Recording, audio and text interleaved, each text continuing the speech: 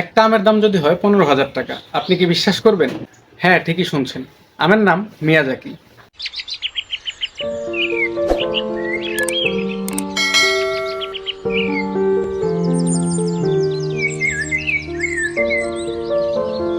আসসালামু আলাইকুম দর্শক, কেমন আছেন সবাই? আশা করি সবাই ভালো আছেন।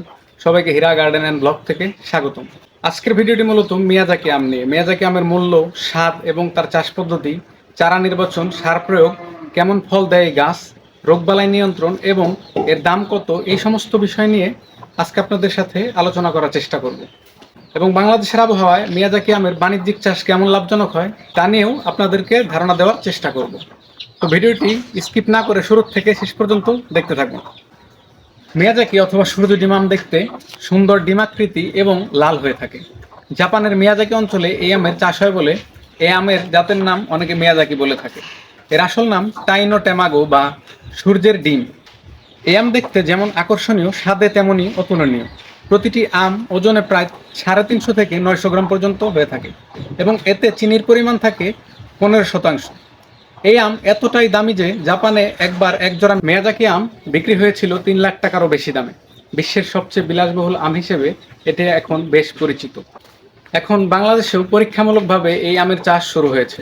এই গাছের যত্ন একটু বেশি, কিন্তু ফলন হলে লাভ অনেক। এই আম চাষে বিশেষ যত্ন নেওয়া হয়। প্রতিটি আম আলাদাভাবে মোড়া থাকে নেট ব্যাগে।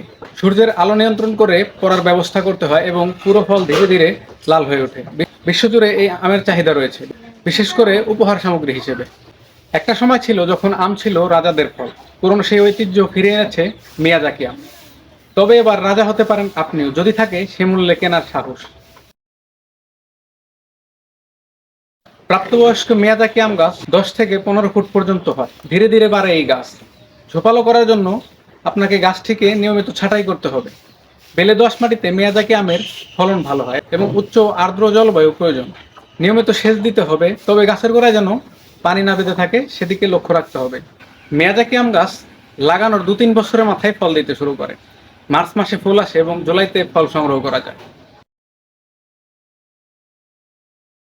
নার্সারি থেকে উচ্চমানের সুস্থ সবল চারা সংগ্রহ করতে হবে। রোপণের সময় প্রতি গাছ থেকে গাছের দূরত্ব 10 থেকে 12 ফুট হতে হবে। রাসায়নিক সারের পাশাপাশি নিয়মিত জৈব সার প্রয়োগ করতে হবে এবং এনপিকে প্রয়োগ করতে হবে। তাছাড়া নিয়মিত কীটনাশক এবং ছত্রাকনাশকও গাছে প্রয়োগ করতে হবে। ফল আসলে নেট ব্যাগে রেখে পাখি এবং পোকার আক্রমণ এবং আঘাত থেকে রক্ষা করতে হবে।